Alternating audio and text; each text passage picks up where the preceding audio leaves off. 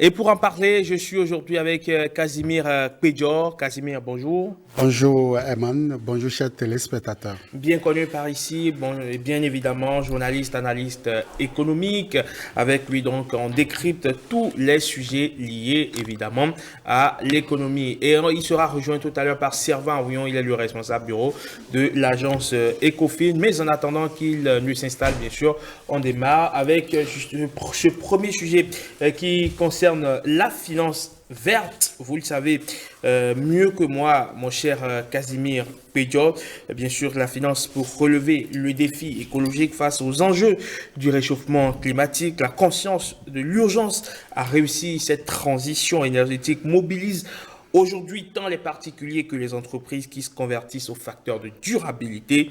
On s'interroge donc sur la finance verte. Ces deux mots peuvent-ils aller de pair? Est-ce une vraie avancée dans la lutte contre le réchauffement climatique ou un simple greenwashing? Évidemment, on en parle. Pour vous, quand on se réfère à la finance verte, ça vous fait penser à quoi? Merci Eman. Lorsqu'on parle de la finance verte, c'est deux notions qu'on a donc associées, deux notions qui, à première vue, ne devraient pas coopérer, mais qui aujourd'hui sont obligées de coopérer. Il s'agit de la finance et il s'agit de l'environnement de façon globale. Alors la finance verte est définie comme une notion qui englobe tout ce qu'on avait jadis dans le classique en termes donc de finance, maintenant adapté à l'environnement, c'est-à-dire les moyens de mobilisation des ressources financières pouvant permettre aujourd'hui de faire face à la question donc de transition énergétique, mais aussi à la question donc de réchauffement climatique. Alors, désormais, donc, les acteurs, depuis 2007, pour être plus précis, les acteurs se sont réunis quelque part, donc, en France, à Paris, plus précisément, et ont décidé de ce que doit être désormais, donc, les actions de l'homme en termes, donc, de financement des projets, programmes des États, des particuliers, des multinationales, ce que doit donc être désormais le financement de tout ce système-là en faveur de la nature, en faveur de l'environnement, pour permettre quand même à l'homme de compenser un tant soit peu le gap ou les dommages, voilà, créés à l'environnement. Désormais, donc, des fonds, des systèmes sont donc mis à la disposition donc de l'humanité. L'élément précédent donc annonçait 300 milliards de dollars chaque année mis à la disposition donc de l'humanité, donc des multinationales, des particuliers, mais aussi des États pour pouvoir donc financer ce que représente ce gap-là. Il faut déjà préciser, Herman, que la finance verte aujourd'hui se présente comme, je dirais, pour nos États, bien évidemment, pour l'Afrique et surtout nos États, des pays comme le Bénin, se présente comme un nouveau mécanisme qui ne va pas donc mettre en cause ce qui existait. Ce qui existait en termes donc de mobilisation des fonds publics, mais aussi de l'investissement privé, mais vient compléter déjà ce qui existe. Ça fait un peu technique tout ce que nous disons par ici, mais certainement nous allons rentrer dans les détails pour faire comprendre donc à la population que la finance verte, ce n'est pas seulement le ministre d'État, ce n'est pas seulement les multinationales, ce n'est pas seulement les banques, mais c'est l'action de nous tous en faveur donc de la nature. C'est une action concertée donc. Bien sûr, bien sûr.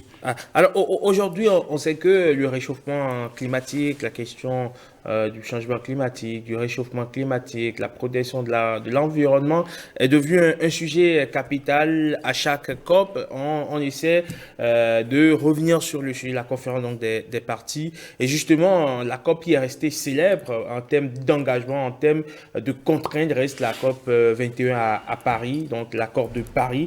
Et c'est justement sur la base de cet accord que la finance verte, on va le dire ainsi, a connu sa petite révolution, on peut le dire ainsi. C'est à partir de la COP 21, fondamentalement, est-ce qu'on peut le dire ainsi, mon cher Casimir, que la question de la finance verte est devenue encore plus écarlate dans le monde de la finance?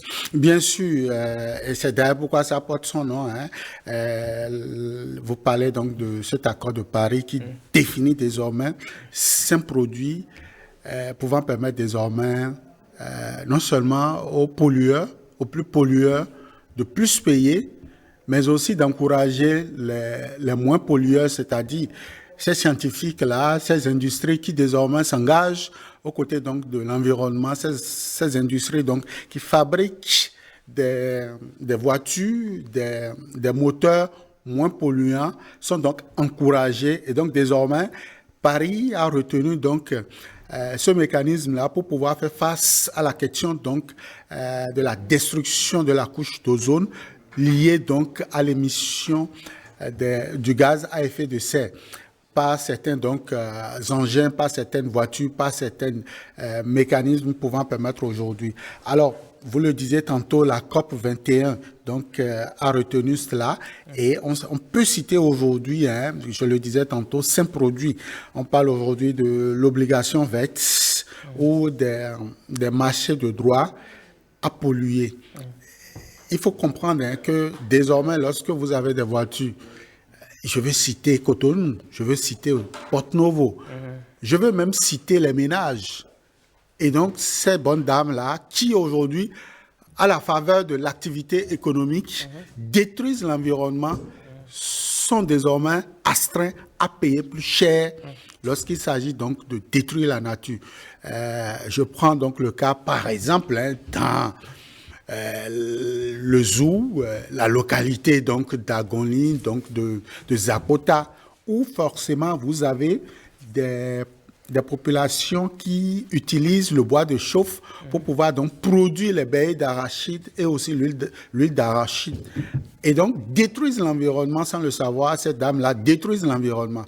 Vous avez également dans les rues de Cotonou les motos que nous avons aujourd'hui qui font du Zemidjan ou bien les taxis ou même les voitures qui viennent donc de Paris aujourd'hui polluent davantage donc l'environnement. Et normalement donc ces voitures doivent payer beaucoup plus donc de taxes que ceux-là aujourd'hui qui utilisent, je veux dire, les moyens modernes, par exemple pour le chauffage, les moyens modernes pour tourner donc les machines et également les moyens modernes en termes donc de mobilité. Je veux parler donc de ces engins électroniques qui utilisent moins d'énergie fossile. Quand on parle d'énergie fossile, c'est le pétrole, c'est le gasoil, c'est l'essence. Donc, pour ne citer que ces moyens-là. Et donc, vous devez pouvoir payer davantage. Donc, voilà un peu ce qu'il faut comprendre déjà dans tout ce mécanisme, ce vocabulaire que nous sommes en train d'utiliser de la finance. Et quand on voit cette image particulièrement, moi, ça me fait rire parce qu'on voit quand même des pièces dans un bocal, dans un pot de fleurs qui font germer une plante, évidemment. Est-ce que cela traduit si bien ce dont nous sommes en train de parler? En tout cas, je vais adresser la question à mon cher Servan Aouyon. Il est le responsable bureau de l'agence Ecofin. Bonjour Servan. Bonjour Herman. Merci donc de vous joindre à nous pour bien sûr ce forum de discussion, ce débat matinal qui justement s'intéresse ce matin à la finance verte. Alors Servan Aouyon, quand on parle de finance verte de façon caricaturale, qu'est-ce que vous direz? En fait, ce sont tous les moyens investis pour financer la transition énergétique. Comme le disait mon confrère il y a quelques minutes, la situation écologique de la planète est arrivée à un tel niveau qu'en 2015, lors de la COP 21, les grandes nations du monde, un certain nombre, je crois plus de 100, se sont réunies à Paris pour décider de limiter le réchauffement climatique et de le garder en dessous de 1,5 degré au-dessus du niveau pré-industriel, c'est-à-dire que le réchauffement ne devait pas dépasser un certain niveau jusqu'en 2040, si ma mémoire est bonne. Donc, pour y arriver, il fallait changer beaucoup de choses. Changer les industries, changer la manière dont les différents secteurs fonctionnent. Les télécommunications, l'agriculture, et utiliser les moyens les moins polluants possibles pour faire fonctionner ces secteurs-là. C'est-à-dire qu'au lieu de, par exemple, des machines qui produisent beaucoup de vapeur dans l'agriculture, on allait utiliser des moyens plus verts. Quand on dit plus vert, c'est par exemple alimenter à l'énergie solaire, alimenter à l'éolienne. Et ça devait se faire dans tous les secteurs. Et ce changement-là a un coût. Ce changement-là a un coût. Maintenant, la finance verte, ce sont tous les moyens mis pour pouvoir atteindre ces objectifs-là, ces objectifs écologiques dans tous les pays du monde. Alors, est-ce que, quelque part, ce n'est pas une illusion de penser qu'on pourra arriver à une finance verte quand on sait que pour accroître la production, on est obligé d'utiliser le gaz, d'utiliser le charbon, de mettre les industries en marche véritablement. Et pendant ce temps, on parle de finances vertes. Est-ce qu'il n'y a pas une forme de dichotomie? C'est assez intéressant ce que vous dites. Ça fait même l'objet d'un grand débat dans le secteur parce que on parle de finances vertes. Il y a la plupart des pays du monde qui se retirent du charbon, du pétrole. Mais dans le même temps, et vu les difficultés actuelles, ils avaient classé le gaz parmi les énergies sales, si je peux dire, au début. Mais vu la crise ukrainienne avec la Russie, vu qu'ils ont besoin de gaz et tout ça, ils ont requalifié le gaz naturel, qui est aujourd'hui considéré comme une énergie de transition, voire verte. Parce qu'il y en a beaucoup en Afrique qu'ils peuvent essayer de capter. Le financement vert n'est pas une illusion, mais on va dire que c'est difficile, puisque les enjeux sont importants. Quand on voit par exemple les inondations qu'il y a à Abidjan, on voit les différentes inondations dans la capitale africaine, ce sont des conséquences des changements climatiques. Et les changements climatiques sont liés à la pollution. On est obligé d'endiguer la pollution. Donc, il faut financer les changements pour endiguer cette pollution. Mais dans le même temps, très peu de pays peuvent aujourd'hui se permettre de se retirer totalement de l'énergie fossile. Et se retirer des énergies fossiles, ça a un coût, tout le monde n'est pas prêt. Ce qui est intéressant, c'est que les nations du tiers-monde, les nations africaines particulièrement, n'ont même pas encore atteint le seuil de développement qui leur permet d'être autonomes, rien qu'avec cette énergie fossile dans tous les secteurs. Et là, en plein chemin, on leur demande de tout changer. Et ça a un coût. Ce qui est intéressant, c'est que ce coût-là est censé être payé par les nations qui polluent le plus. Parce que si on vérifie, si je me rappelle bien, l'Afrique tout entière contribue à seulement 2-3% de la pollution mondiale. Les émissions de gaz à effet de serre. Voilà. Et ce qui serait juste, c'est de demander aux nations qui contribuent le plus de payer pour cette transition. Mais ce qu'on voit, c'est que les grandes nations donnent plutôt le rythme de la transition, demandent à l'Afrique de changer la façon dont ces secteurs fonctionnent, de financer des équipements verts dans tous les secteurs, alors qu'en soi, même en gardant les fonctionnements actuels, on continue de contribuer très peu à la pollution. Donc, ce sont eux qui sont censés payer pour la transition énergétique mondiale. Les fonds ne sont pas toujours envoyés à temps. Les fonds qui étaient prévus par la COP 21, ils ont échoué à les verser dans les délais. Lors de la COP 22, les grandes nations ont décidé d'accélérer le financement. Mais la réalité, c'est que le financement vers un secteur assez compliqué. Les fonds n'arrivent pas à temps pour les bons projets. Les grandes nations qualifient ce qu'elles veulent d'énergie propre selon leurs besoins. Et enfin, la partie la plus contrariante dans cette situation, c'est que la finance verte, ce ne sont pas des dons. C'est-à-dire que quand un projet qui est censé améliorer, capter par exemple le carbone évacué dans un secteur, quand ce projet est financé, c'est un prêt. Donc au final, les nations africaines qui sont celles qui polluent le moins se retrouvent à devoir rembourser des prêts pour un secteur où la transition est censée être financée par les grandes nations. Et financer, ça veut dire que c'était les grandes nations qui devaient supporter le coût. Et les nations africaines se retrouvent à rembourser des prêts. Donc c'est compliqué. Alors, mon cher Casimir, en 2008, la Banque mondiale, on s'en souvient, a émis l'une des toutes premières obligations vertes de l'histoire, une façon donc de lever de l'argent pour des projets liés à l'environnement. On le sait, aujourd'hui, la question de la protection de l'environnement est devenue vitale, capitale, sinon primordiale.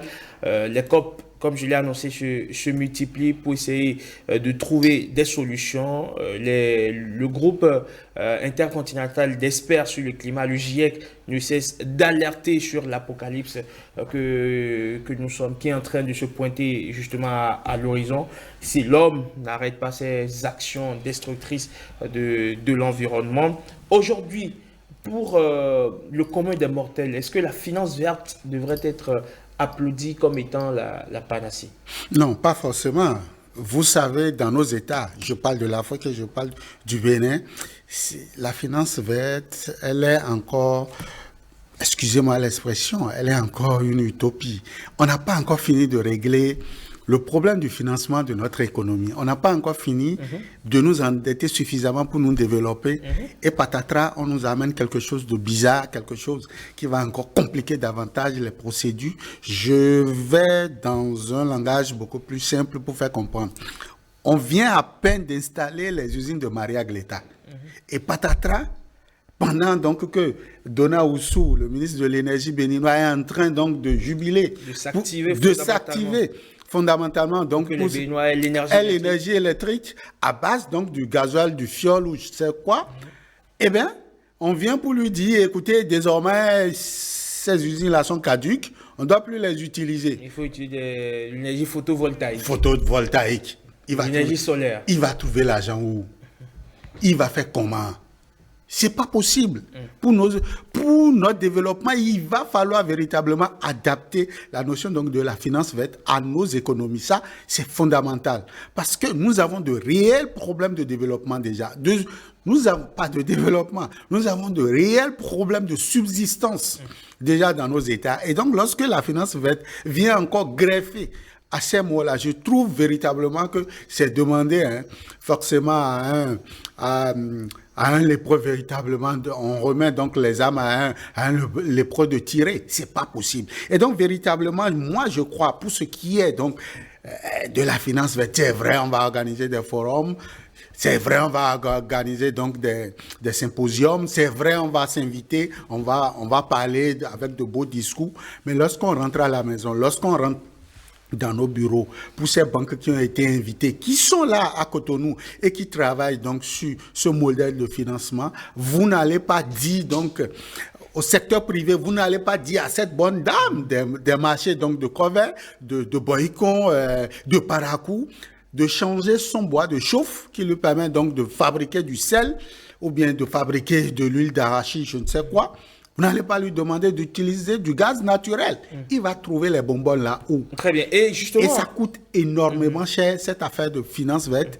Et donc, véritablement, nos économies ne sont pas encore adaptées à ça. Donc, voilà, la problématique donc, de l'Afrique, elle est encore plus particulière que la problématique de l'ensemble. Et pourtant, nous devons pouvoir aller à ce financement-là. Donc, moi, je dis, réfléchir ensemble, c'est une chose.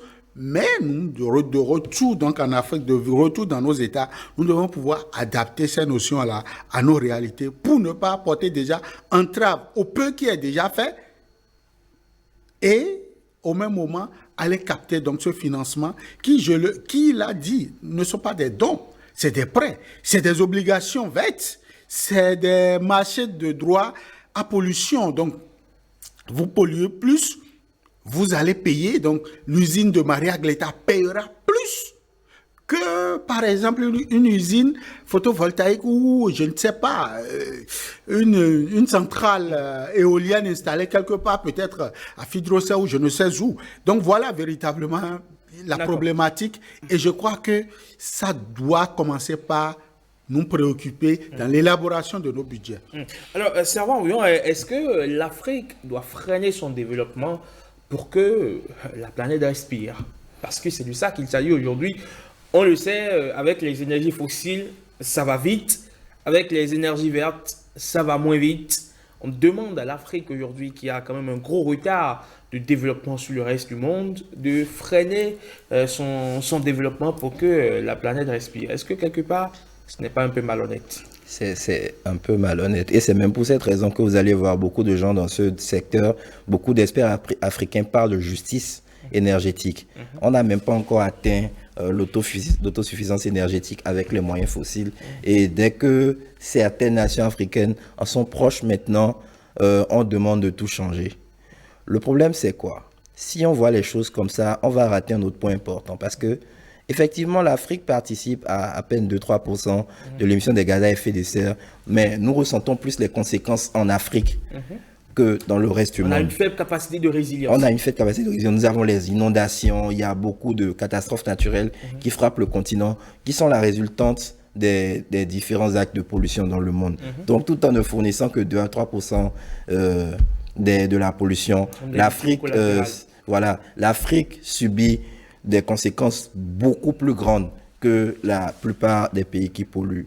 Donc, même si c'est injuste, on n'a pas le choix. D'une manière ou d'une autre, nous sommes obligés de faire face à la situation. Et mon confrère a parlé d'adaptation tout le temps, c'est exactement le cas. Même l'adaptation, ça se finance. Si on regarde le secteur de la finance verte, les fonds sont divisés en deux types de coûts. Il y a les coûts d'atténuation, les coûts des projets d'atténuation et les coûts d'adaptation. Les coûts des projets d'atténuation sont là pour atténuer pour atténuer l'émission de gaz à effet de serre. Les coûts d'adaptation sont là pour financer le changement des industries pour qu'elles fonctionnent sur la base d'énergie verte. Donc, ce sont des projets qui sont censés être financés par les grandes nations puisque ce sont elles qui polluent. Mais comme elles ne subissent pas la grande partie des conséquences, elles prennent leur temps, c'est difficile d'arriver à des accords. Quand on a les accords, ils ne sont pas forcément respectés. Et pendant ce temps, l'Afrique subit. Donc, même si c'est injuste et qu'on n'a pas le choix et qu'on n'a pas forcément envie de s'arrêter en si bon chemin pour les nations africaines qui sont proches de l'autonomie énergétique, on est obligé de faire un effort pour aller dans le sens. Alors, le Bénin accueille actuellement, Casimir, la conférence internationale sur la finance verte, la Green Finance Conference. Enfin, mon anglais n'est pas totalement très clair, mais bon, écoutez, ça ira. ça ira quand même. Alors, le thème, c'est la contribution du secteur privé à la mise en œuvre de l'accord de Paris sur le climat. Et aujourd'hui, d'accord, mon cher Casimir Kouidior, dans le contexte africain d'aujourd'hui, où les pays africains sont en train de s'industrialiser, fondamentalement des pays comme le nôtre, qui sont en train de s'industrialiser. En témoigne la zone économique spéciale de Glodibé, la GDIZ, qui est en train d'être installée pour accueillir de nombreuses usines. Est-ce que vous pensez qu'on est toujours dans la finance verte, ou on est dans la finance, on est dans des questions de développement? Mais si nous sommes dans les questions de développement, et la finance verte viendra lorsque, par exemple, l'énergie qui permet à ces industries de fonctionner, cette énergie, elle est verte. C'est-à-dire, Maria Gleta cesse de fonctionner avec du fossile et fonctionne désormais avec le gaz liquéfié qui est quelque part, enfin, dont le projet est quelque part en haute mer, qui, on n'a pas encore vu un mètre cube de ce gaz-là, et désormais, Maria Gleta va fonctionner. Voilà, pour être plus concret, ce de quoi il s'agit. Cette zone fonctionnera donc aux normes exigées lorsque ces industries qui seront installées également pourront utiliser des notions de l'environnement, de respect de l'environnement, de réduction donc des gaz à effet de serre et de tout ce qui va avec. C'est un peu difficile, c'est compliqué. Pour ne pas dire, ce serait un peu impossible. Lorsque vous parlez donc de cette zone de libre-échange qui est en train d'être installée, ça c'est le haut de gamme, c'est les grosses entreprises. Lorsque vous descendez, lorsque vous voyez la notion adaptée donc au secteur privé, où aujourd'hui, c'est ce que je disais tantôt, on va demander donc à ces bonnes dames-là, qui représentent quand même 47% de la population active au Bénin, qui travaille donc sur le classique, c'est-à-dire l'ancien système, la destruction donc de l'environnement. Lorsque vous allez demander à ces dames-là d'aller vers donc la notion de financement de l'environnement, c'est un peu compliqué. Déjà, il faut trouver les moyens de les analphabétiser, de les sensibiliser donc sur la notion de finance verte. Déjà, nous qui avons été à l'école, lorsqu'on vous dit déjà finance verte, ça sonne comme de l'utopie, ça sonne encore comme un vocabulaire nouveau qu'il faut apprendre à connaître. Qu'en sera-t-il donc de ces dames-là? Au-delà de ça, vous avez aujourd'hui une économie essentiellement, ça, je parle sous le contrôle donc des chiffres, vous avez une économie essentiellement informelle au Bénin. Comment vous pouvez donc pénétrer chaque ménage lorsque déjà appliquer le prix du ciment est déjà difficile donc pour les commerçants? Comment est-ce que vous allez donc pénétrer chaque ménage aujourd'hui pour dire que nous devons cesser donc d'aller au Nigeria acheter de l'essence et mettre donc dans nos réservoirs et que désormais nous allons acheter des voitures hybrides? C'est de ça qu'il s'agit. Nous allons acheter des voitures hybrides. Encore que lorsque ces voitures hybrides viennent en Afrique et ici au Bénin, pour la plupart du temps, c'est encore de l'essence, ça utilise, c'est du gasoil, ça utilise. À défaut donc d'utiliser l'électricité ou peut-être le gaz, ces voitures consomment encore donc du carburant fossile. Donc voilà la problématique. Pour le secteur privé, il serait compliqué déjà d'aller les sensibiliser. On n'a déjà pas pu réussir à les formaliser. On n'a déjà pas réussi à leur trouver le financement à un taux réduit. Et voilà que désormais, nous allons leur dire, finance verte. Moi, je crois que c'est bon, c'est déjà bon que l'État puisse donc prendre ces notions-là pour pouvoir l'intégrer dans le budget. On ne parle pas du budget 2023, hein. On parlera... Mon cher Casimir, est-ce que là, ce n'est pas de greenwashing, c'est-à-dire on intègre juste la finance verte pour se faire bonne conscience écologique, ou non, on est écologique, tranquille, ça va, on l'a inscrit dans le budget, on l'a inscrit dans notre PTA, on fait 2-3 actions en faveur du climat et puis on passe à autre chose. Et on installe 2 ou 3 usines qui ont donc la finance verte, et puis lorsque la Banque mondiale et ses structures viendront donc faire l'évaluation, on va donc les faire promener pour dire que le Bénin aussi est dans la finance verte. Que le Bénin, c'est pas, une question liée spécifiquement au Bénin. L'Afrique. On sait, Servan Aouyon, qu'il y a de nouvelles mines de charbon qui ont été découvertes en Afrique australe. Il y a un gigantesque projet gazier dans le bassin du Rovuma au Mozambique. Il y a des gisements de pétrole dans le désert libyen. En tout, ce sont 22 projets géants donc d'extraction de ressources fossiles qui ont été identifiés sur le continent par la revue Energy Policy comme étant des bombes climatiques. Et leur point commun, justement, c'est que ces projets peuvent chacun potentiellement émettre plus d'une gigatonne de CO2 durant leur existence, soit l'équivalent de ce que le continent entier a émis en dioxyde de carbone en 2019. Donc, c'est clair qu'aujourd'hui, dans ce contexte où l'Afrique s'est résolument engagée dans le développement, comment est-ce qu'on peut désamorcer ce que cette revue appelle la bombe climatique ici sur le continent? C'est intéressant de voir que cette revue appelle ces projets des bombes climatiques, en sachant que dans le même temps, la plupart des projets de ce type qui existaient déjà fonctionnent sur financement étranger et sont exploités par des entreprises étrangères. Ce ne sont pas des entreprises continentales qui exploitent la grande majorité de ces projets. Aujourd'hui, c'est une bombe climatique parce qu'ils ont les moyens et parce qu'ils ont amorcé les processus qui leur permettent de passer à la transition. Il y a beaucoup de pays qui ont signé un accord en début d'année pour dire qu'à terme, ils vont arrêter de financer tout projet étranger dans le domaine du charbon. Mais pour le moment, ils continuent de les financer. Leurs entreprises sont présentes partout sur le continent et continuent d'exploiter ces énergies fossiles-là. Dès qu'il y a eu quelques problèmes avec la Russie et l'Ukraine en fourniture, au niveau de la fourniture de gaz à l'Europe, on a vu que la qualification du gaz naturel a tout de suite changé. Au début, c'était considéré comme une énergie fossile aussi, dont il fallait se débarrasser. Mais dès qu'ils en ont manqué, la qualification a changé. Donc, il faut dire que c'est vrai qu'il y a une certaine hypocrisie dans la qualification des énergies fossiles et dans le domaine de la finance verte en général. Est-ce qu'il y a vraiment à désamorcer ces bombes climatiques?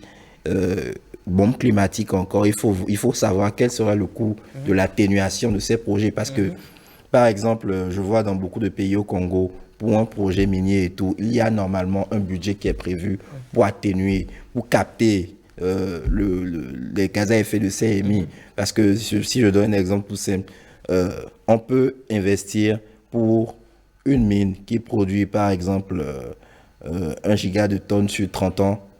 Il faut connaître la taille de forêt qui peut capter cette énergie et l'annuler. Donc, désamorcer ces bombes climatiques, ce n'est pas forcément empêcher que ces projets fonctionnent. Il y a beaucoup de voies et moyens et je dis sans cligner des yeux que quand les intérêts des pays européens sont affectés, ils trouvent toujours les voies et moyens pour requalifier les énergies. Et donc, c'est à nous de trouver sur le continent africain des voies et moyens pour capter le carbone émis. Alors, mon cher Casimir Péyor, on sait que ce qu'on appelle, ce que d'aucuns appellent l'injustice climatique ou la justice climatique, ça dépend d'où on est situé. On sait que l'un des tenants, du moins l'un des défenseurs de cette cause reste l'actuel président donc, de l'Union africaine, le président sénégalais Macky Sall, qui plaide pour qu'il y ait une forme de passe-droit pour le continent africain qui, justement, est en retard par rapport au développement. C'est clair dans sa tête que l'Afrique ne doit pas freiner son développement pour que le reste de la planète, ou du moins pour des questions liées à l'environnement, on veut foncer droit, quitte à ce que quand on sera au même niveau de développement, s'il reste quelque chose de l'environnement, on pourra s'en contenter. Et je crois que c'est lui qui a raison. Il faut marcher droit tout en regardant peut-être dans le rétroviseur. Il faut marcher droit devant soi. Nous avons des problèmes de développement. Ça, c'est une évidence. Ça, c'est une réalité pour le continent africain. Nous avons des exemples comme Ouazzazate qui aujourd'hui quand même a produit en termes de finances vertes, en termes d'énergie, la capacité donc des photovoltaïques, et on sait que c'est possible. Mais allez voir ce que ça a coûté. Combien de pays aujourd'hui, comme le Maroc, comme l'Égypte aujourd'hui, peuvent aller donc chercher de financement pour installer donc des comment vous appelez ça, pour installer donc des centrales de cette nature-là. Non, nous sommes dans une économie qui est en train de se reconstituer, et des pays comme le Sénégal, deuxième donc au niveau de l'UEMOA en termes donc de produits intérieurs bruts, c'est un pays qui doit d'abord se construire, qui doit d'abord s'industrialiser, qui est prêt à s'adapter aux notions qui sont en train de... Est-ce que ce n'est pas un peu un modèle kamikaze, c'est-à-dire on crée le danger, d'accord, on sait qu'il y a un danger, mais on fonce droit, quitte à ce que dès lors que la mission est accomplie, on se dit, bon, ok, comment est-ce qu'on se retourne? Mais c'est exactement ce que mon vis-à-vis vient d'expliquer par rapport donc à ces multinationales, enfin à ces grands pays-là. Lorsqu'il s'agit de polluer l'environnement, ils sont les premiers, mais lorsqu'il s'agit d'accuser, on estime que c'est l'Afrique qui doit donc payer le prix, qui doit donc faire l'effort donc de polluer moins l'environnement. Non, c'est pas nous, c'est pas du tout nous. C'est à eux de prendre donc les dispositions, les usines, en fait, les champs donc d'extraction minière qui sont en train donc de voir le jour aujourd'hui sur le continent africain. Vous avez cité tout à l'heure les méga projets, mais il y en a encore peut-être de moyens ou de méso, comme le Niger par exemple avec son pipeline qui également va comme le gazoduc. C'est des projets, ce n'est pas nous qui portons donc ces projets-là. Ce sont eux qui portent donc ces projets. Quand vous parlez donc de l'uranium du Niger qui illumine donc toute la France avec son armement, ce n'est pas donc l'Afrique. Donc, il va falloir véritablement repenser la question d'abord du développement. Ça, nous le disons, nos États vont internaliser certainement donc la notion de la finance verte. Pourquoi pas de l'économie verte, pour être beaucoup plus global, de l'économie verte. Nos États vont les inscrire certainement au budget. Ça aura certainement la proportion donc du pourcentage qu'ils voudront. Mais au même moment, il va falloir aller vite vers donc la question de subsistance en Afrique. On n'a déjà pas du céréal, on n'a déjà pas de l'eau, on n'a déjà pas de l'énergie électrique. N'allez pas nous parler donc du finance verte pour donc financer l'énergie ou bien la transition, enfin le réchauffement climatique ou la transition de l'énergie. D'accord. Alors, Servan, selon le rapport du GIEC, ou du moins selon les experts du GIEC, le monde a pollué moins entre la période 2019 à 2021, la période où sévissait fortement la pandémie de Covid-19, où toutes les industries étaient à l'arrêt. Et on s'est dit, bon, ok, d'accord, ça c'est une bonne nouvelle. Mais juste après que la tempête est passée, on a vu qu'en Chine, on a commencé à reproduire abondamment. Les États-Unis, les grandes industries, la France, l'Allemagne, les grandes économies ont remis le boulet de chauffe pour remettre à l'endroit donc les industries, et on est encore en train de connaître on va dire une montée vertigineuse des émissions de gaz à effet de serre. Dans ce contexte où l'Occident, je vais dire, n'hésite pas à produire, à surproduire d'ailleurs, pour pouvoir tenir son économie. Comment veut-on convaincre les Africains, par exemple, de ne pas aller à cette école? Est-ce qu'il s'agit réellement de convaincre? Je vais dire que d'une certaine manière, la transition nous est imposée au continent. Elle nous est imposée de deux côtés. Sur le plan, je vais dire, diplomatique, c'est-à-dire dans les relations avec les nations étrangères, dans les accords et tout. Ce sont des sujets qui sont abordés régulièrement. Mais elle nous est aussi imposée d'un autre côté par, disons, les inondations à Abidjan, les conséquences que nous vivons tous les jours. La sécheresse en Éthiopie. Ces choses nous imposent aussi de faire des changements. Parce que il faut non seulement réduire les émissions, mais s'adapter à leurs changements.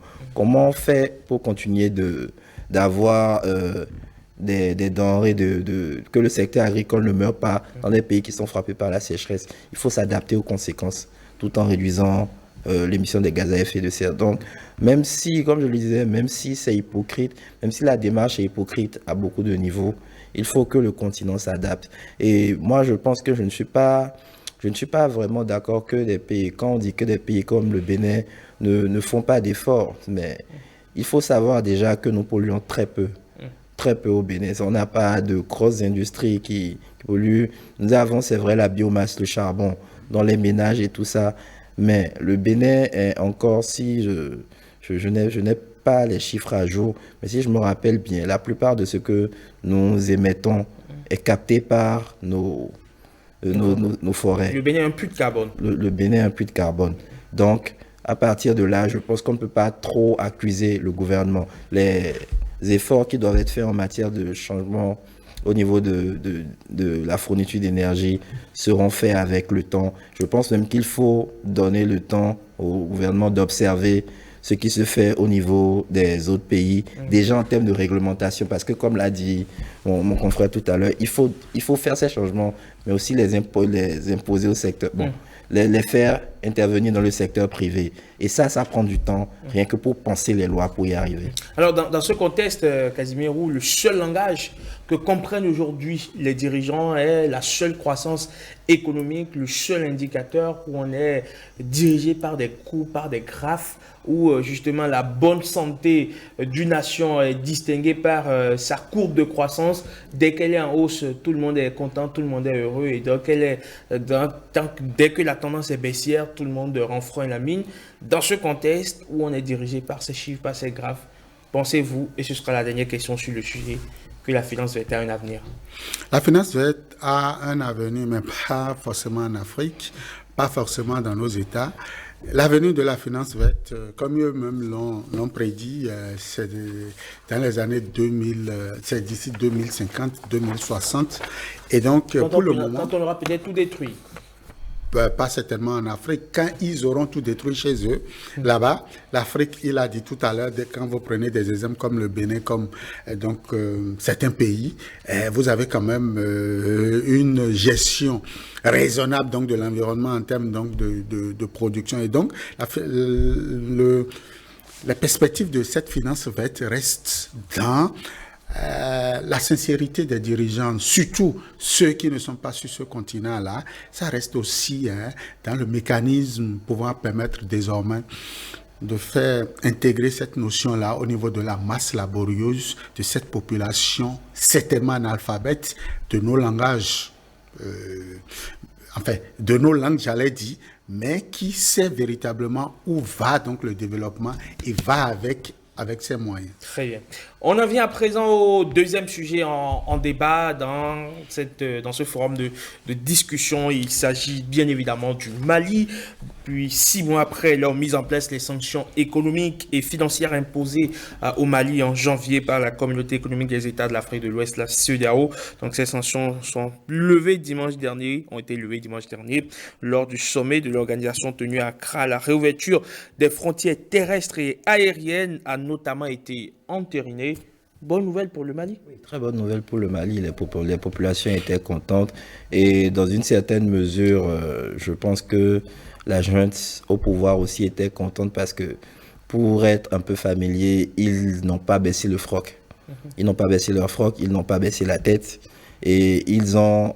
Bon, est-ce que je vais dire que la CEDEAO a aussi obtenu les 2 ans de transition qu'ils voulaient, contrairement... Mais après qu'ils ont quand même déjà passé près d'1 an déjà, oui, sinon oui. Oui, effectivement, mais toutes les petites victoires sont bonnes à prendre parce que la situation risquait de dégénérer.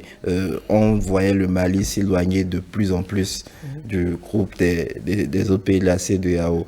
Et de voir qu'il y a une possibilité de réintégrer le pays au concert des nations de cette organisation-là, ça donne de l'espoir. Et les populations étaient contentes parce que il faut dire que le Mali a perdu beaucoup d'argent dans la période où les sanctions ont été imposées. Maintenant, dans le même temps, ça a aussi permis de créer une sorte de nationalisme malien. Donc, des deux côtés, je pense que c'est une bonne nouvelle, c'est une bouffée d'air économique. Mais est-ce que tous les points de l'accord seront respectés? Ça reste encore à voir. Alors, est-ce que le Mali était fondamentalement en train de suffoquer ou le Mali a su développer sa résilience et a su se faire ami à d'autres partenaires qui ont pu, je vais dire, tenir le Mali sur les rails? Plutôt l'UEMOA était en train de suffoquer. Plutôt des pays comme le Sénégal étaient en train de suffoquer. Plutôt des pays comme donc la Côte d'Ivoire étaient en train de suffoquer. Des pays comme le Bénin, vous allez me dire, mais qu'est-ce qu'ils racontent? Oui, le Mali aujourd'hui, c'est vrai, a besoin donc des autres pays, mais les autres pays aussi ont besoin du Mali. Lorsque vous allez, je prends un simple exemple, lorsque la nouvelle a été annoncée, et c'est d'abord le peuple sénégalais qui ont jubilé parce qu'ils auront désormais du mouton. Enfin, ils auront des moutons pour la période que nous sommes en train de traverser. C'est de ça il s'agit. Aujourd'hui, le Mali, lorsque les dirigeants africains ont pensé que en prenant ces mesures le 9 janvier 2022 passé, et ils étaient en train de faire du mal à la junte au pouvoir, non. C'est plutôt à eux-mêmes. Ils se sont tirés donc des balles au pied. Et aujourd'hui, c'est des milliards de francs CFA de moins à la BCEAO. C'est la dette donc du Mali sur le marché domestique qui n'a pas été payée depuis janvier jusqu'à aujourd'hui. Et ce n'est pas que des Maliens qui sont allés donc, enfin, les partenaires, les porteurs d'affaires, comme on le dit sur le marché donc financier, ne sont pas que des Maliens, il y a des Sénégalais, il y a donc des Ivoiriens, il y a des Béninois, il y a des Togolais. Donc c'est tous ceux-là aujourd'hui qui ont vu donc leurs investissements à un moment donné donc de leur histoire ralentie.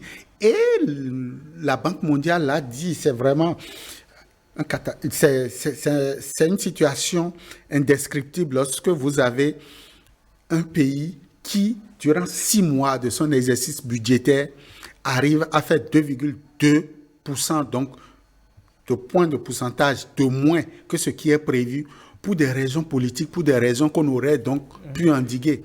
Vous voyez, aujourd'hui, le Mali est en train donc de jubiler, c'est vrai, mais c'est toute la sous-région qui donc applaudit cette décision donc du dimanche dernier. Il va falloir la prochaine fois réfléchir par 4 fois avant de prendre ces mesures. Et moi, je voudrais dire quelque chose à nos dirigeants, surtout ceux de l'UEMOA. Lorsque vous parlez donc de cette crise-là, de cette disposition économique-là, mais ce n'est pas la CEDEAO qui en souffre, c'est l'UEMOA qui en a pris donc suffisamment. C'est la BCEAO, c'est l'UEMOA. Tout ce qui a été dit, ça concerne beaucoup plus. L'UEMOA a été beaucoup plus affecté par cette crise-là. Donc, moi, je ne sais pas pourquoi on doit rester ensemble lorsque ça ne nous arrange pas. L'UEMOA n'était pas obligé d'accompagner la CEDEAO dans cette décision. C'est mon avis. Et aujourd'hui, beaucoup de dirigeants de la sous-région, surtout de l'UEMOA, n'étaient pas d'accord avec cette décision. On l'a compris. Il y a aujourd'hui donc des pays qui ont été solidaires, qui ont fermé les yeux sur un certain nombre de choses pour permettre quand même au Mali de mieux se porter parce que plus le Mali se porte mieux, plus leurs économies, ils auront moins donc de problèmes à gérer avec le secteur privé, avec les banques, avec les hôtels, avec tout le secteur de la production et donc du produit intérieur brut. Donc véritablement, c'est un ouf de soulagement, non pas pour les Maliens, mais pour la sous-région ouest-africaine et surtout pour l'Union économique et monétaire ouest-africaine. Très bien. Alors, vous voyez, comment est-ce que le Mali se remet de ces 6 mois d'embargo sur le plan financier? Comment est-ce que le Mali peut se remettre? Bon, on va attendre de voir comment les marchés répondent à la nouvelle. C'est une bonne nouvelle parce qu'il y a beaucoup de... D'abord, déjà, quelles sont les implications de cette levée des sanctions? La levée des sanctions, l'ouverture des frontières va permettre aux Maliens de réexporter officiellement. Parce que comme mon vis-à-vis l'a dit, certains pays permettaient encore au Mali de faire passer leurs marchandises, de fermer les yeux sur certaines choses. Officiellement, le commerce va commencer à repasser par le Mali. Le Mali va pouvoir exporter ses produits, laisser entrer les commerçants et des pays voisins, et l'économie locale va pouvoir essayer de recommencer, de reprendre du service en activité. Maintenant, bon, je ne sais pas, est-ce qu'on nous dit tout sur ce que ça a vraiment coûté au Mali que les frontières soient fermées pendant tout ce temps? Parce qu'il ne faut pas oublier... Ce nationalisme assumé, le coût de ce nationalisme assumé. Il ne faut pas oublier qu'il y avait un enjeu politique derrière.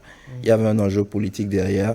Et donc, dans cette guerre d'ego, dans cette guerre d'information, on n'a peut-être pas tout donné. On ne sait peut-être pas tout du gouffre financier qui a pu se creuser. Donc, je pense que c'est plus sage d'attendre et d'observer. Très bien, on va observer tout ceci de très près, mais en attendant, la CEDEAO reste ferme quand même. La CEDEAO a pu marquer son territoire, ne serait-ce que sur un sujet donné. Bien sûr, et la CEDEAO toujours dans sa logique. Moi, la CEDEAO ne m'intéresse pas dans cette décision-là parce qu'elle est beaucoup plus politique qu'économique. Et la question donc de l'économie aujourd'hui, moi, m'intéresse parce que ça participe de la vitalité donc de nos États, ça participe donc de la vitalité des populations qui travaillent, qui ne sont pas oisifs, mais qui, pour des raisons qui ne les concernent pas, seront obligés donc de subir des décisions hautement politiques. Moi, je crois qu'il va falloir, donc, comme le dit l'adage chez nous, il va falloir distinguer l'eau du bain et le bébé. Il va falloir donc, à des moments donnés, que l'UEMOA puisse être ferme sur un certain nombre de choses, même si l'UEMOA est véritablement faible en termes économiques, en termes de produit intérieur brut, face donc à la CEDEAO. Il va falloir prendre des décisions qui vous engagent dans le sens donc du développement. On peut négocier, on peut s'entendre. Finalement, qu'est-ce qu'on a pu corriger durant ces 6 mois-là? Qu'est-ce qu'on a pu corriger? Donc ça pose un véritable problème pour nos États. Il va falloir que la CEDEAO puisse revoir sa copie en termes donc de sanctions. Il va falloir également que nos dirigeants, que nos chefs d'État puissent véritablement, à des moments donnés, faire parler la fibre patriotique. Ce n'est pas que les populations qui puissent le faire, et faire face donc à la question de la souveraineté de nos États, mais aussi du bon voisinage avec les différents pays qui donc composent cet univers économique. Et puis nous allons voir ce qu'en disent donc nos amis internautes, parce qu'ils sont bien nombreux sans doute être solidaires du Mali, parce que le Mali c'est quand même un pays de l'Afrique de l'Ouest, c'est quand même un pays frère et ami. On sait que dans quelques jours on va migrer vers nos amis maliens pour aller, pourquoi pas, prendre quelques bouchées de viande. Ne sait-on jamais. Enfin, un coucou à toutes ces personnes qui se reconnaîtront, tous nos amis maliens qui se reconnaissent à présent, tous ces Abdoulaye, tous ces Moussa, tout ce que Ousmane. vous voulez, tous ces Ousmane, chez lesquels nous allons passer notre week-end du samedi et du dimanche.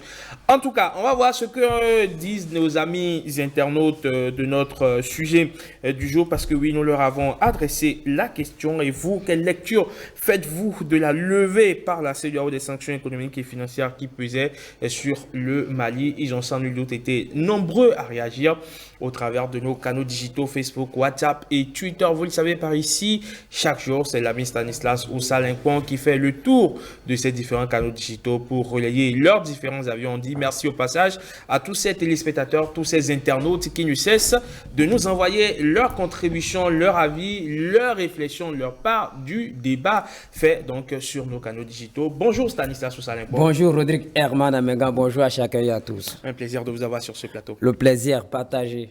Alors, que disent nos amis internautes de notre sujet du jour? Alors, beaucoup de réactions, de nouveaux internautes. Donc, forcément, il y a beaucoup de réactions. Rodrigue Herman Amégan, nos amis pensent que la CEDEAO perd de plus en plus sa crédibilité et que ce faisant, la CEDEAO donne la raison à cette population africaine qui estime qu'elle est en mission pour le pouvoir, la puissance néocolonisatrice.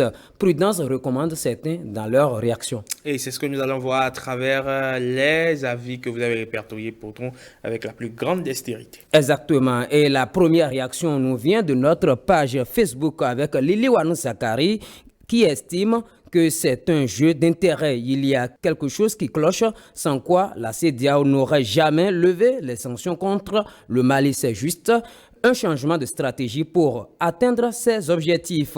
En réalité, ces sanctions pesaient beaucoup plus sur la CEDEAO, en l'occurrence la Côte d'Ivoire et le Sénégal, que le Mali lui-même, croit savoir Marc Afokpe. Pour Gontran Nanteyi, ils ont tiré des leçons de ce qui se passe actuellement en Occident pour ne pas se faire piéger par leurs propres sanctions. De plus, les Africains du XXIe siècle sont différents de leurs aînés. Ils veulent finir à coup sûr avec le néocolonialisme et ses coloraires. Ces présidents ont compris que le peuple de l'Afrique de l'Ouest était contre leurs sanctions illégales, pense Nagassi Swali Kouar. Ils ont compris que nous tous savons qu'ils étaient en mission pour le colonisateur à l'apparence d'humaniste. D'autre part, les sanctions avaient assez d'impact négatif sur les voisins du Mali. Du coup, ayant chaud, les ados et salles ont été pour la levée des sanctions. C'est la victoire du peuple et cela montre à la jeunesse qu'il faut à tout prix combattre la France-Afrique. Prudence, Ndoté, qui a réagi depuis le Gabon, est prudent par rapport à cette levée de sanctions.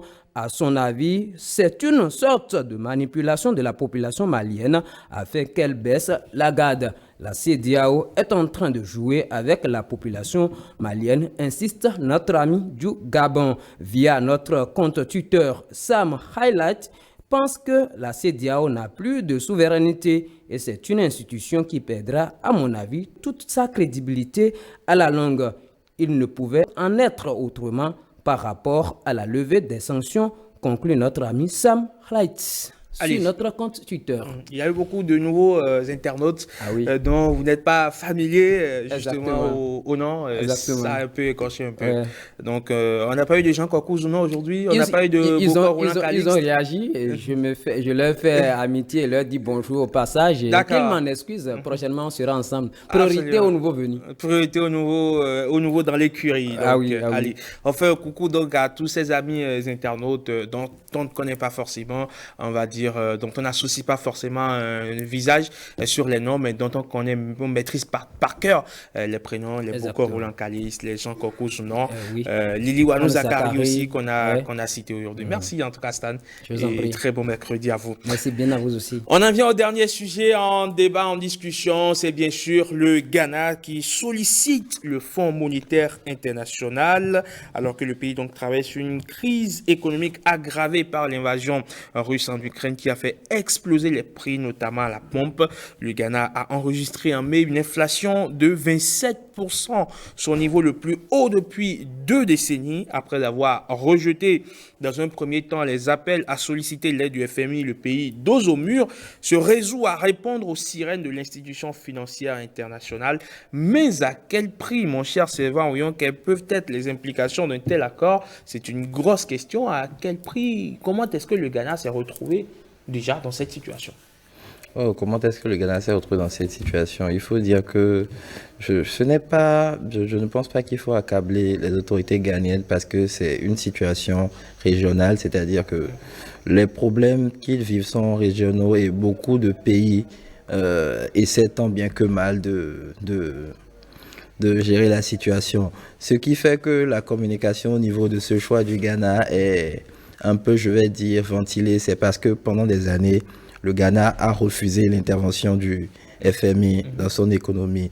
Donc là, c'est un peu vu comme un recul de l'administration Nana Akufo-Addo qui est vraiment repris dans les médias à tort et à travers. Mais bon, je ne pense pas que le Ghana vit une situation qui soit très différente de celle de ses voisins. Maintenant, effectivement, demander de l'aide au FMI, accepter que le FMI leur demande de faire certains réajustements, ça vient avec un coût que les populations sentiront certainement dans les prochains mois. Alors, Casimir Pédion, on sait que quand des institutions comme le FMI viennent dans votre pays pour vous proposer peut-être des programmes, on l'a vu avec le Bénin qui a connu le PASS, le programme d'ajustement structurel qui a connu, avec ses corollaires bien sûr, on a crié sur tous les toits, mais la couleur est passée. Certainement que le FMI ne vient pas pour les beaux yeux de quelqu'un. Ils vont faire le travail avec la plus grande dextérité possible. Et ce n'est pas des philanthropes. C'est en résumé ce que vous voulez dire. Le FMI serait très exigeant envers donc, ce pays-là. Il a commencé par le dire, hein, c'est vrai, le Ghana aurait pu penser un peu plus tôt, lorsqu'il y a de cela 4 ans, je crois bien, il prenait donc cette décision de fermer la porte aux institutions de Bretton Woods.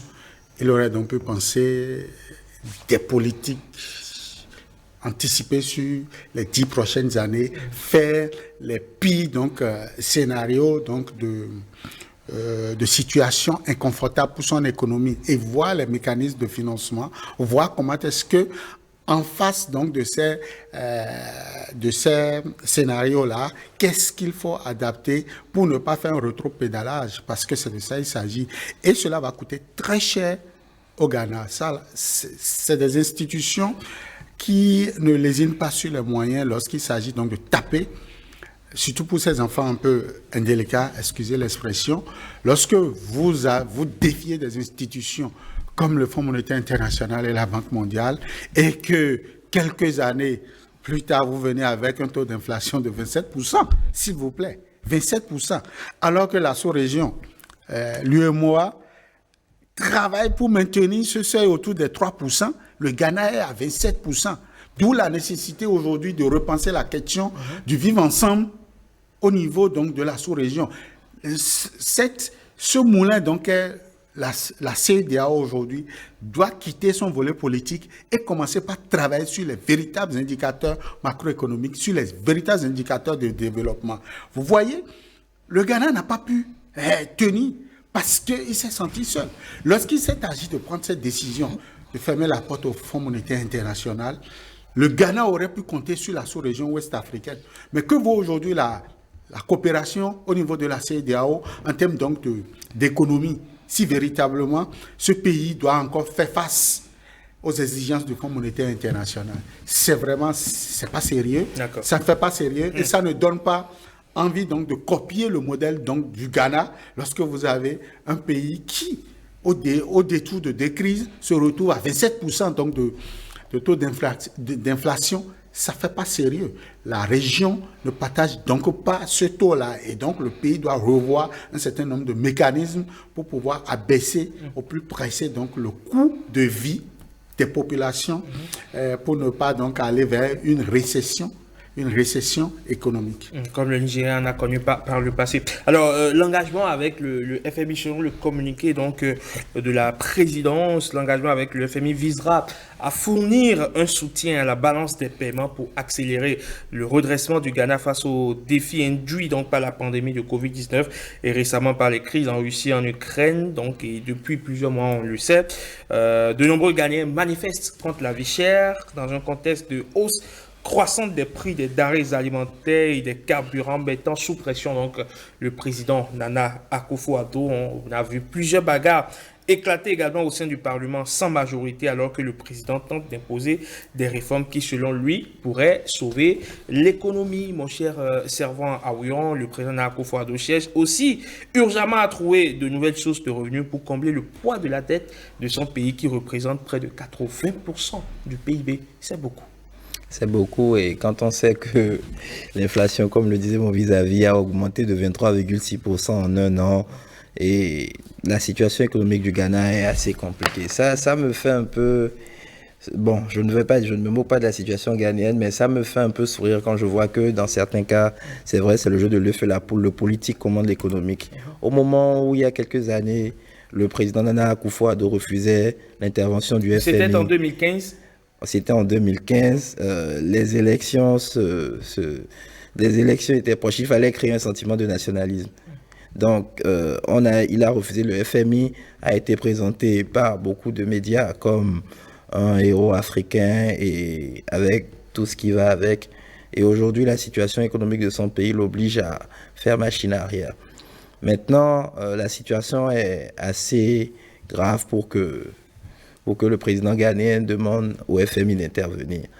Maintenant, ce que moi j'aimerais bien savoir, c'est quels sont les différents facteurs qui ont poussé le pays à se retrouver dans cette situation. Parce que la crise ukrainienne et la pandémie de la Covid-19 n'a épargné personne. Donc il faut surtout attendre de voir les premiers audits de l'économie pour savoir qu'est-ce qui a vraiment entraîné le Ghana dans cette situation. On parle de la dette, mais je crois que c'était en mars ou en avril, le Ghana a encore levé 3 milliards sur le marché de la dette. Donc, est-ce que le pays va continuer d'utiliser sa dette pour essayer de se relever? Quelles sont les premières suggestions que le FMI fera aux autorités ghanéennes? Il faut attendre de voir. Et comme vous étiez en train de le dire, en 2015, le Ghana avait déjà sollicité donc l'aide du FMI et obtenu un prêt d'environ 1 milliard de dollars, donc en contrepartie d'un plan de rigueur budgétaire qui prévoyait une baisse des dépenses publiques. Aujourd'hui, le Ghana est dos au mur. Mon cher Casimir Pédion, comment est-ce que le Ghana peut s'en sortir avec le FMI? Déjà, en revoyant donc sa monnaie, il va falloir agir au plus pressé. Le CIDI doit connaître donc une réforme pour pouvoir s'adapter aux réalités actuelles. Au-delà de ça, le Ghana doit pouvoir compter sur la sous-région en termes donc de soupape pour pouvoir sortir d'affaires. Il y a encore du potentiel au niveau de la sous-région. Vous avez le Nigeria, vous avez les pays de l'UEMOA qui pourront donc accompagner l'économie donc de ce pays-là. Le Ghana, c'est vrai, il n'y a pas un mécanisme aujourd'hui au niveau de la CEDEAO qui puisse lui permettre de compter sur la dette domestique, mais le Ghana peut aller sur le marché nigérien, lever des fonds, ne serait-ce que pour faire face donc à la question donc interne. Et au-delà de ça, il y a un monstre qui est en train de hanter ce pays-là. C'est le monstre donc de la mauvaise gestion, de la mauvaise gouvernance, pour ainsi dire. Le Ghana doit faire face donc à la bonne gestion de son économie. Pourquoi pas? Il y a un certain nombre de secteurs qui doivent être dématérialisés pour permettre donc pour circoncire un peu le mal donc des flux au niveau donc des recettes de ce pays-là. Donc beaucoup de choses à faire sans le Fonds monétaire international, et je crois que l'aide du Fonds monétaire international viendra certainement en expertise, pourquoi pas pour comprendre aseptiser évidemment l'économie ghanéenne. Merci beaucoup à vous, mon cher Casimir. Merci également Servant Aouyon. Merci messieurs pour votre expertise et pour vos différentes analyses pour le moins pertinentes sur les différents sujets d'actualité, en tout cas qui étaient en débat ce mercredi matin. Au plaisir de vous retrouver un autre mercredi pour toujours continuer par évoquer des questions économiques. Le plaisir partagé. Okay, au plaisir, man. Merci à vous. 5 sur 7 matin, encore 2 derniers rendez-vous dans votre matinale. Les sports de Hugues Issous, non derrière la revue de presse de Marcel Arrossi. À tout de suite.